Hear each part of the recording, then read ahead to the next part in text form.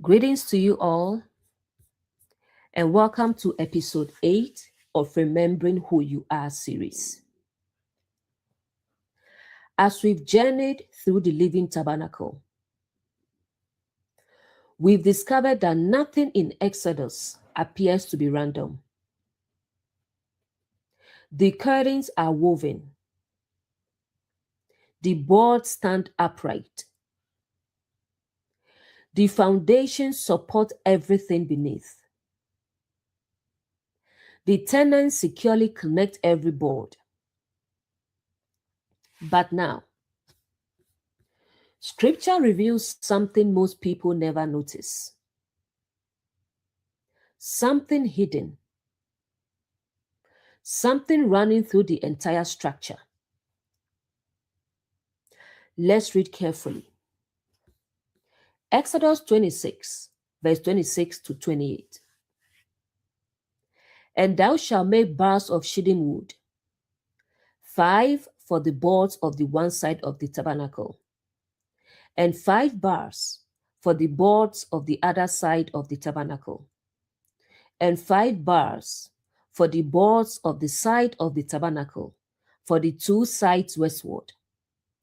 And the middle bar in the midst of the boards shall reach from end to end. The bars pass through the boards, holding them together, not decorating them, not replacing them, holding them together. Again, why?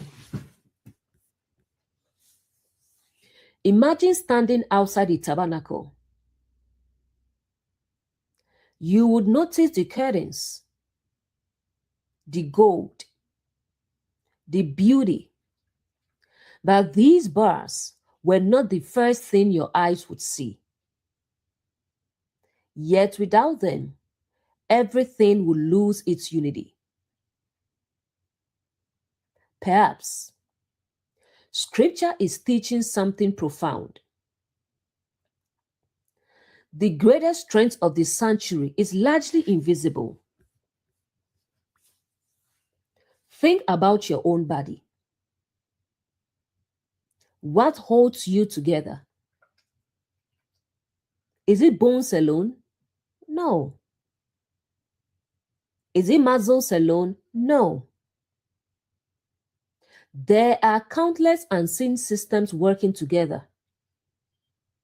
Ligaments, tendons, nerves, connective tissue, circulation, breath, electrical signals. Most people never think about them. Yet without them, the body cannot function as one. The unseen sustains the visible. Notice how often Scripture points to unseen realities. The wind, the breath, faith, wisdom, conscience, and love. None of these can be held in your hand, yet they shape everything. Jesus says, the wind blows where it wishes. You hear its sound. You see its effects, but you cannot grasp it. Paul says, the things which are seen are temporary, but the things which are unseen are eternal. Again, Scripture gently redirects our attention inward. Let's look at the middle bar. Then Exodus says something fascinating. One bar passes through the middle, from one end to the other. One continuous piece running through the entire sanctuary. Think about that image. one unseen reality holding every board together.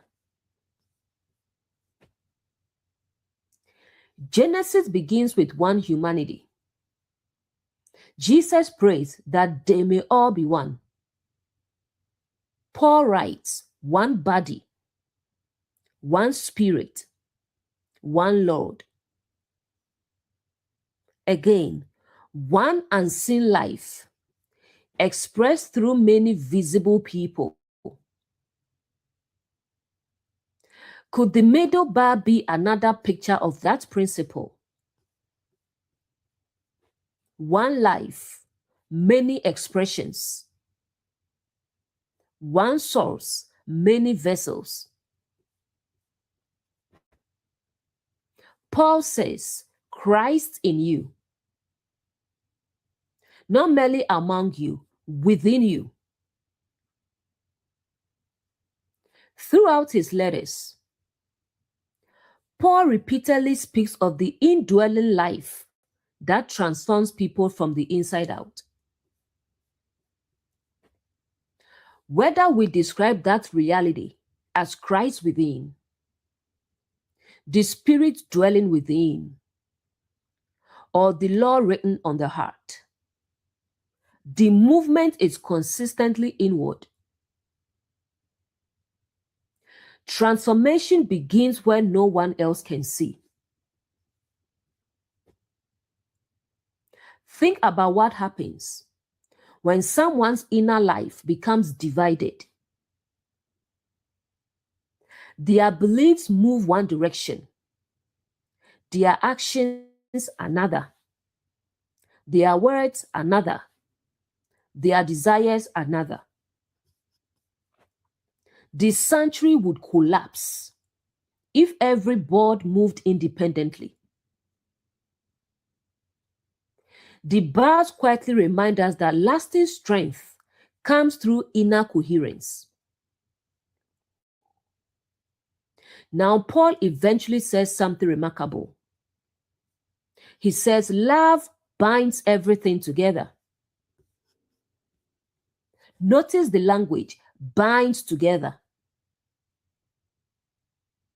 Exactly what the bars are doing. Love is not merely an emotion. It becomes the unseen force that preserves the unity of the sanctuary. Truth without love fractures. Love without truth loses direction. Together, they preserve wholeness. If humanity is God's dwelling place, then what truly holds our lives together? Not reputation, not wealth, not achievement. The unseen life within. Truth, love, wisdom, the quiet work of the Spirit. These are the hidden bars of the sanctuary. Bringing it home. Most people spend enormous energy improving what others can see. Appearance, recognition, success. But Exodus quietly asks another question. What is holding you together when no one is watching? Because eventually, every storm reveals the strength of the unseen. As we close this episode, we've seen that the bars were never the most visible part of the tabernacle. Yet without them, the sanctuary could not remain one. Perhaps the deepest work of God has always been like that. Quiet, hidden, patient, working from within. In the next episode, we arrive at one of the greatest mysteries in all of Scripture: the veil. Why would the dwelling place of God contain a veil?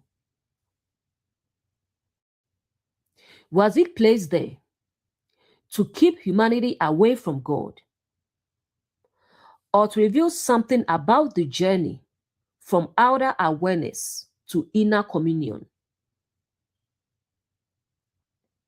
That question will lead us to one of the most profound symbols in the entire tabernacle. I will see you in the next episode. Enjoy the